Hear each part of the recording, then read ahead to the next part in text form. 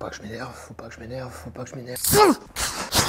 Ah, je suis énervé. Bon, si t'es abonné à cette chaîne, tu connais forcément mon point de vue. Le matériel ne fait pas tout, il passe même largement après les idées et la créativité. Pour le prouver, je gère entièrement la chaîne avec un iPhone. Tournage, montage, étalonnage, trucage, mixage, la totale. Puis du petit matériel, des petits accessoires simples et pas chers. Et si tu connais pas la chaîne, bah maintenant tu la connais, tu t'abonnes. Et tu vas voir toutes les anciennes vidéos, il y en a plein, tu vas t'éclater.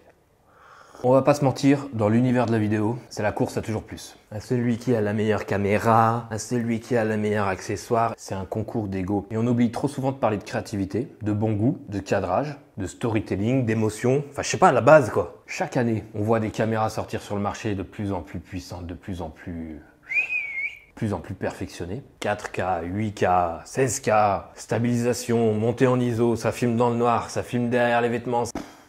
Alors qu'on soit bien clair, c'est pas un mal en soi. On retrouve ce phénomène dans l'univers de la vidéo mobile aussi, avec chaque année des smartphones qui filment toujours un petit peu mieux, toujours plus loin, toujours plus fort. Et c'est très bien, ça ouvre la vidéo à tout le monde, au grand public, aux amateurs, aux débutants. C'est top, donc c'est pas un mal. Mais il y a quand même des petits malins qui profitent de notre faiblesse. Par faiblesse, j'entends notre envie d'avoir toujours plus performant, toujours mieux, toujours plus. Et ces petits malins, bah, c'est les fabricants de caméras, c'est les accessoiristes. Et j'inclus évidemment les Apple et Samsung dans le lot, tout le monde, dans le même panier. Après, c'est leur taf, c'est leur job, vendre des trucs, c'est normal. Mais a-t-on vraiment besoin de toujours plus Pour y répondre, je vais te parler d'une de mes aventures qui m'est arrivée il y a pas longtemps. Avec ça, le Grave Grip.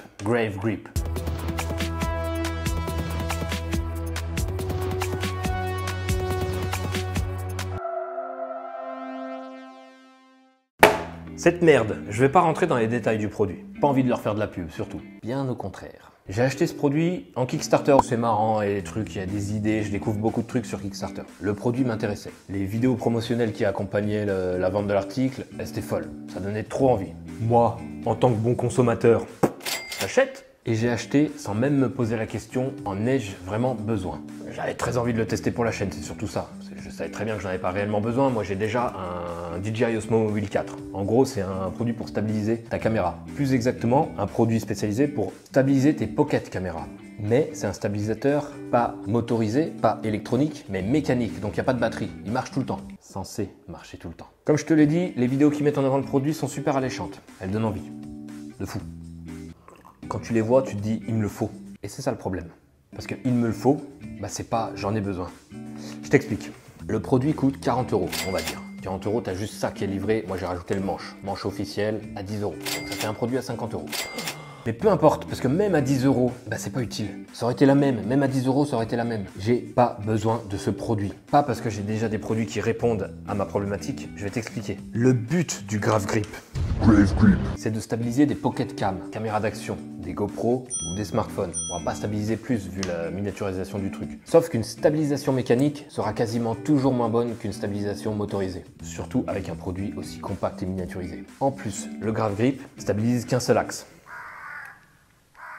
Contrairement à des solutions DJI où tu as les 3 axes qui sont stabilisés. Mais le vrai problème, c'est le résultat. Déjà, sans mentir, j'ai passé des heures à essayer de le configurer, l'équilibrer, l'optimiser dans la stabilisation. Conclusion, c'est un enfer. J'ai jamais réussi à le stabiliser vraiment bien. Ça m'a énervé. Du coup, j'ai fait des recherches sur internet, sur YouTube, tout ça. J'ai regardé les tests, les avis. Je me suis surtout focalisé sur les tests, donc les gens qui mettaient leur GoPro ou leur iPhone dessus et qui regardaient le résultat. C'était souvent en anglais, j'ai un anglais pas super performant, donc souvent je mettais mute. C'est marrant de dire ça, j'ai un anglais pas super performant, donc j'ai mis mute. Bref. Je me focalisais juste sur le résultat, le rendu de l'image lorsque la caméra est posée là-dessus. Et je me suis rendu compte que ça servait à rien. Ça sert purement à rien. Donc déjà, pour résumer, tu mets 2 heures pour essayer de l'équilibrer et c'est pas optimisé, c'est pas super bien. Et à chaque fois que tu changes de caméra ou que tu le ranges, il va falloir le régler, le remettre tout comme il faut. Enfin, c'est pas du tout un produit utilisable. Quand tu sors dans la rue, tu sors, t'es en vacances, t'as envie de shooter d'un coup, tu vas pas sortir. Attends, 2 secondes.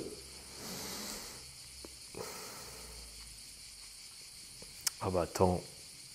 Ah bah non, ils sont partis, je peux plus filmer. Mais surtout, le résultat n'est pas là du tout. C'est ce qu'on oublie au moment de l'achat. Parce que tu vois les vidéos, ça a l'air super bien, tu vois la stabilisation, tu vois la caméra qui bouge pas. Alors, chose que tu n'arrives pas réellement à reproduire déjà en réalité.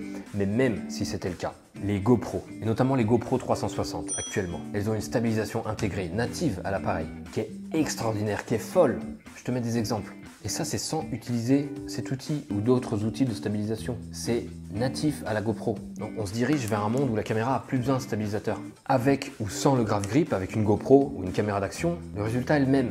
La stabilisation, elle n'est pas faite par ça, elle est faite par le logiciel à l'intérieur de la caméra, qui est ultra performant. Et sur les smartphones, on retrouve exactement la même chose. C'est pas encore aussi développé que sur une GoPro, mais sur les smartphones, tu as des stabilisateurs, parfois mécaniques à l'intérieur, des lentilles, etc., mais parfois aussi logiciels, parfois les deux combinés. Et on le voit sur les derniers iPhones, et sur les modèles haut de gamme chez la concurrence, la stabilisation est folle. Regarde ce que j'ai fait, l'iPhone à la main sans aucun stabilisateur, dans une vidéo que j'avais tournée à Prague.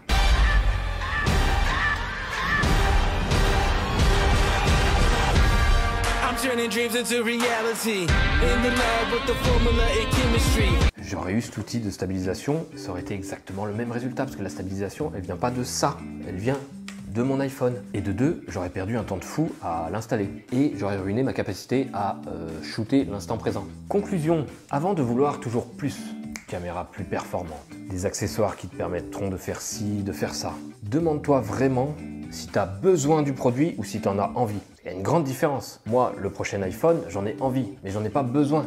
J'ai commencé la chaîne avec un iPhone 10, maintenant j'ai le 11 Pro. Et tous les 2 ans, je change. Mais tous les 2 ans, je change par caprice, parce que c'est agréable. Je repousse un peu les limites, chaque fois on va un petit peu plus loin. Et puis c'est le sujet de la chaîne de parler de l'actualité de la vidéo mobile. Mais pour faire mes courts-métrages et faire mes vidéos, la plupart du temps, je peux me contenter de très peu. C'est ça qu'on met en avant sur la chaîne, c'est d'essayer de faire avec ce qu'on a. D'ailleurs, souviens-toi qu'avec un peu d'astuce et de créativité, même si on n'a pas ce qu'il faut, bah on fait ce qu'on veut.